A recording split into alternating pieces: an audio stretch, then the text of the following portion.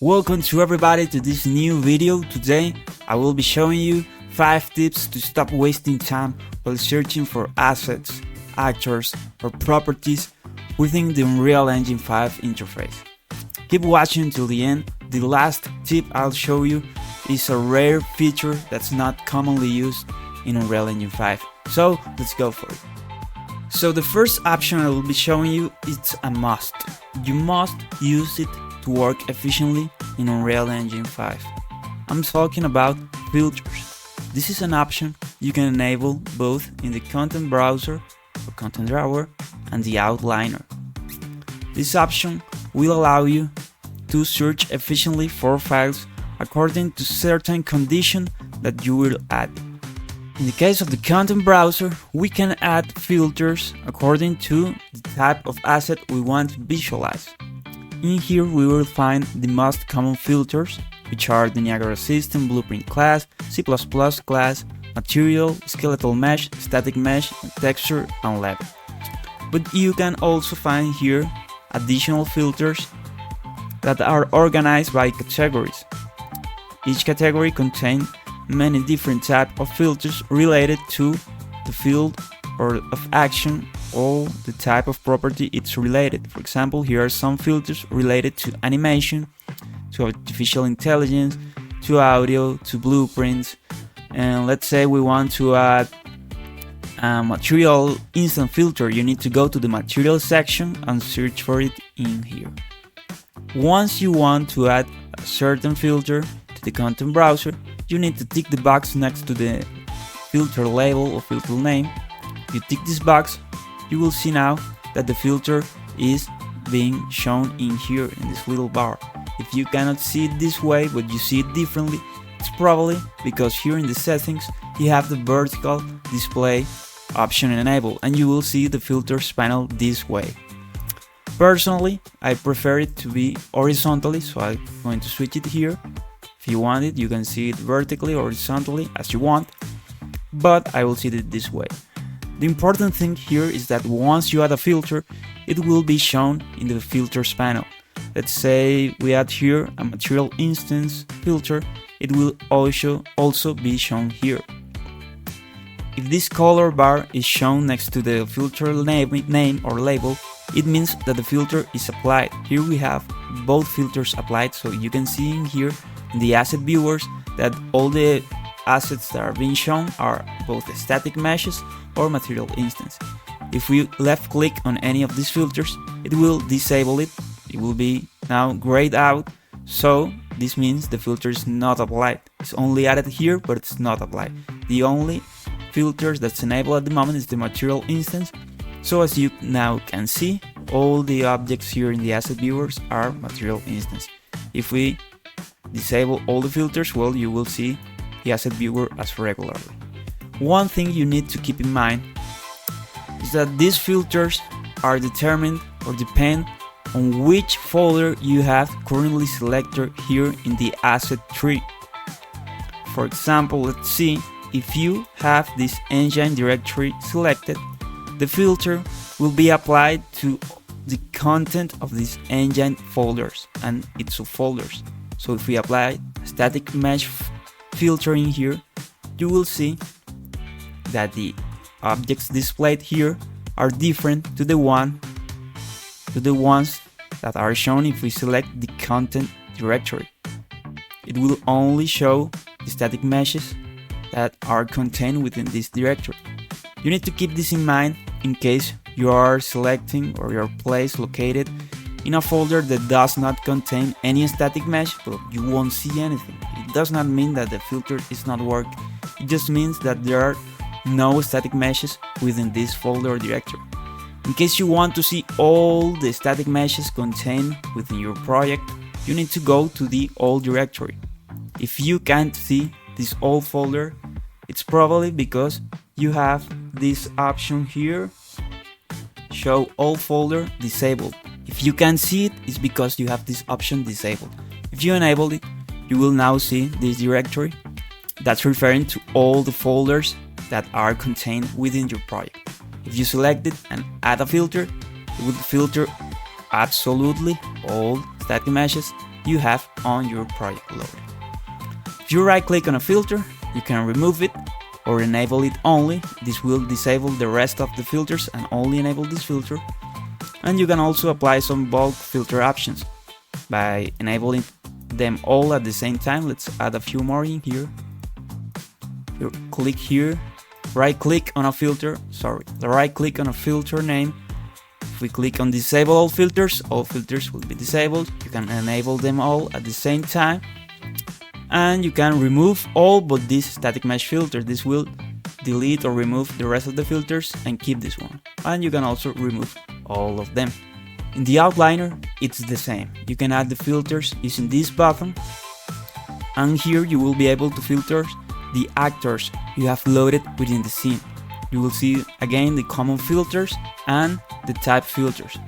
Let's try here to search in the geometry section for the static mesh actor filter, and this will filter in here in the outliner view only the static meshes actors. You're now only seeing the static mesh and the folders that contain them, and once you add a filter, it's also added here in this small filters panel. So add a few more and it will be the same as in the content browser, but this time key to knowing that the filter is enabled is that it's being shown as blue. If it's grayed out, it means the filter is disabled.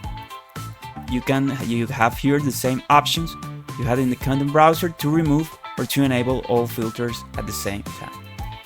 The second tip or option I'll be showing you here related to the search box you have in here.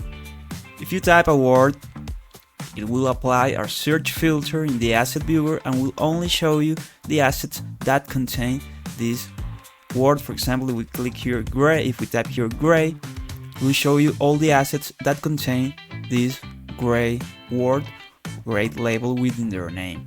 You will see it highlighted in green. This is the easier way to use the search bar. So this can be very useful to find certain specific assets in your content browser. Let's say, for example, we apply here a texture filter and we want to only see the normal maps we have added to our project. If we correctly name them and we type here the word normal, here in the asset viewer, only the textures that contain the normal label within their name will be shown. One thing you can do here to take this to the new level is to click on this plus icon you see here to create a custom filter with this search you just performed. If you click on it, and let's add here a filtered label called normal maps, set a color to it, let's put it yellow, like this yellow. You can add here a string for it, normal. You create and apply it.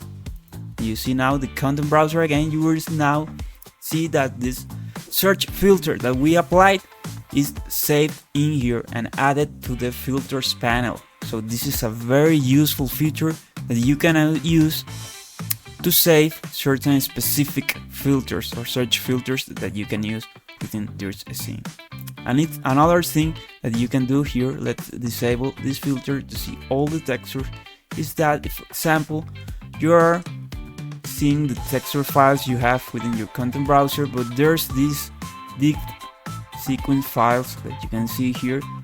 They can be very annoying. Is that if that's not what you're looking for, you can type here the minus icon and then type the word, and what it will do is that it will filter out, it will remove from the view all the elements that contain this word. So it's doing the opposite. If you remove this icon, you will only see the textures that contain within their name the characters that we type here. But if we add the minus icon, then it will filter out these elements and wipe them off the asset viewer. This is a really useful feature that you can use and will save you lots and lots of time. The same, you can do this here in the content browser, and you can do the same here in the outliner. That's, for example, add here post process volume or the post word better. It will filter out all the post all the elements that contain the post word within their name. We can also add here the same, a custom filter that will be added here.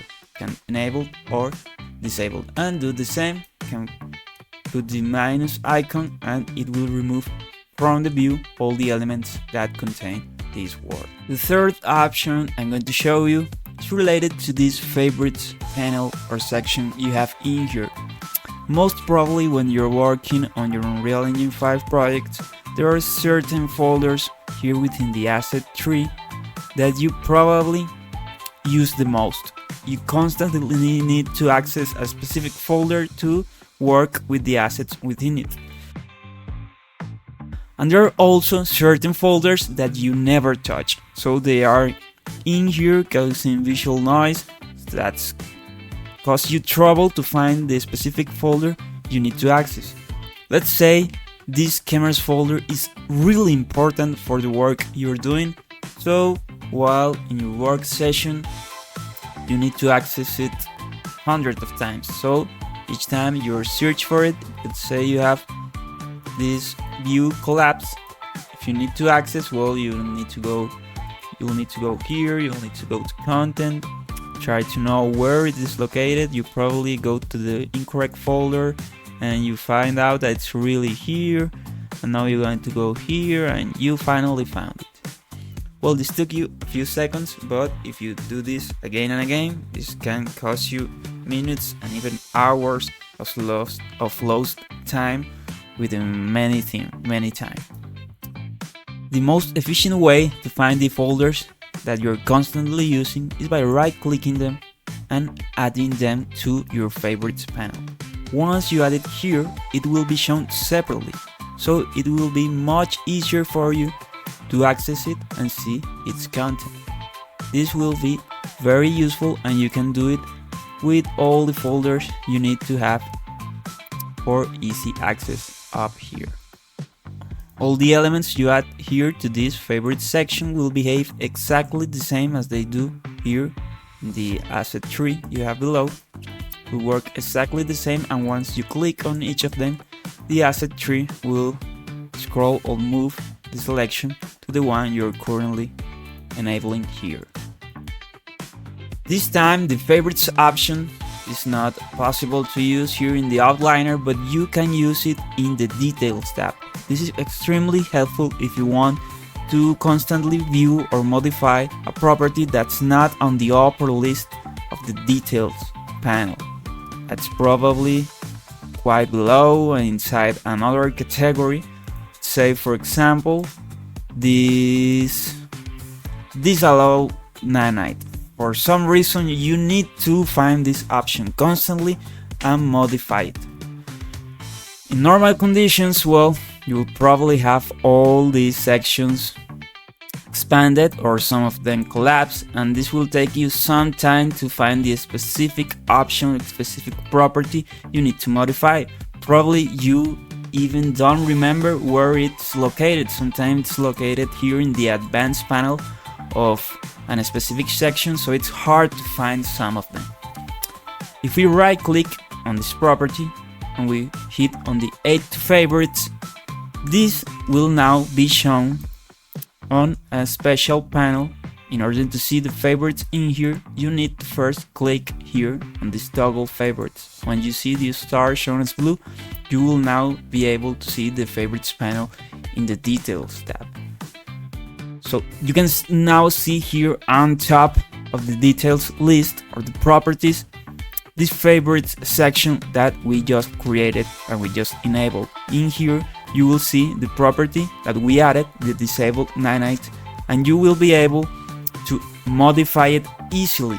You won't need to search it anymore here in the advanced category, within the other category. Now you will find it here on the top of the list, so you can easily modify it.